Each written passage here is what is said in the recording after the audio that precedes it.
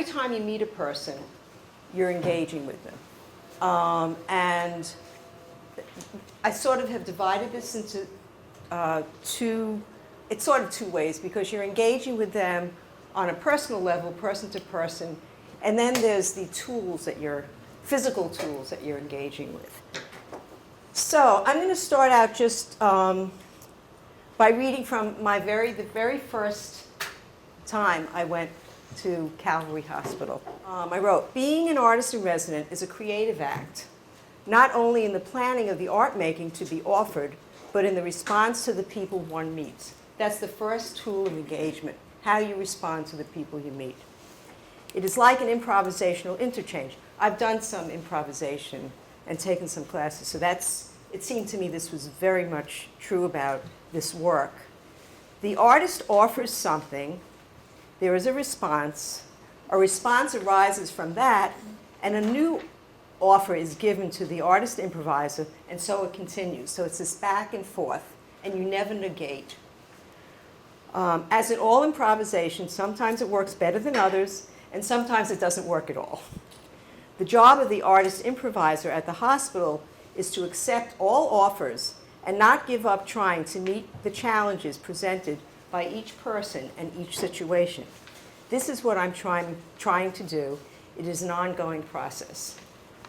So, once you kind of realize that, you're in pretty good shape if you can do it.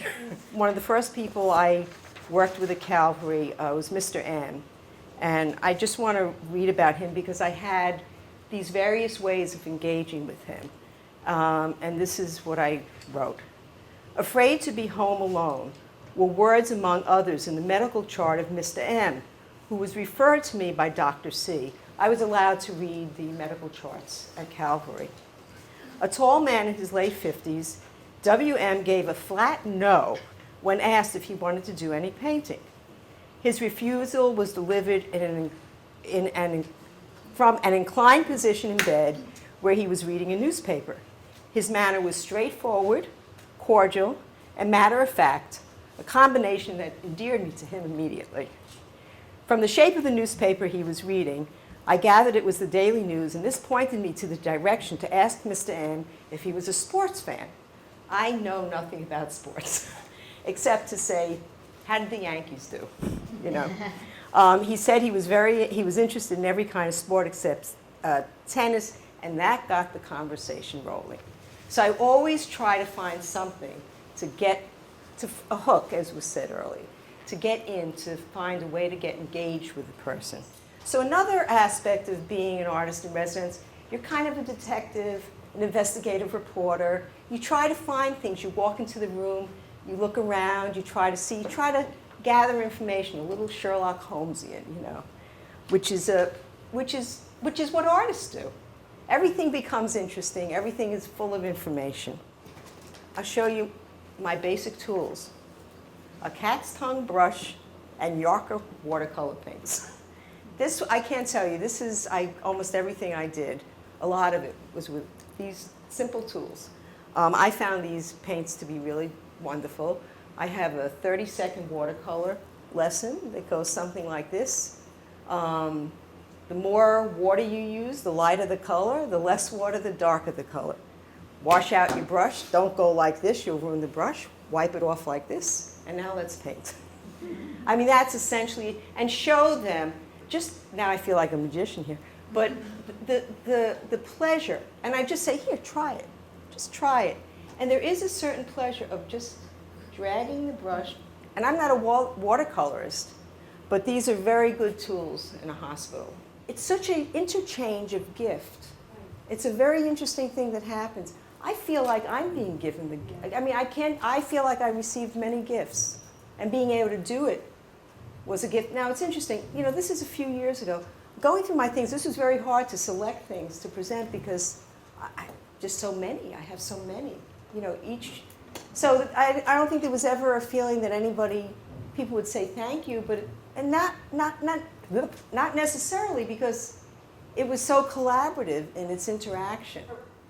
Often I would say, hello, I'm the artist. Do you mind if I stay for a minute? Or, so but you do a lot of looking, before you walk into a room. Sometimes the nurse or someone will, make a suggestion or not.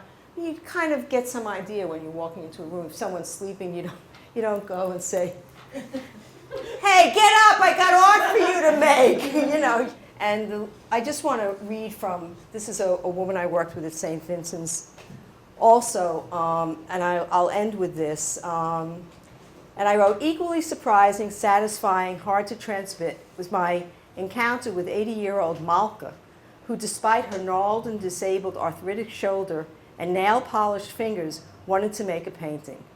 With a thick Eastern European accent that I discovered echoed her first language, Polish, Malka said, 'I always wanted to paint something that looks like something like a dog.' So we began.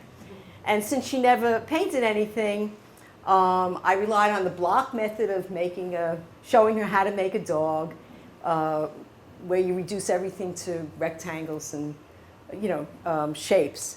And then I said to her, 'Now it's your turn.' And she said, 'But you have to tell me what to paint.' And I said, 'Do you want to paint a dog?' And we decided she was going to paint a dog outside.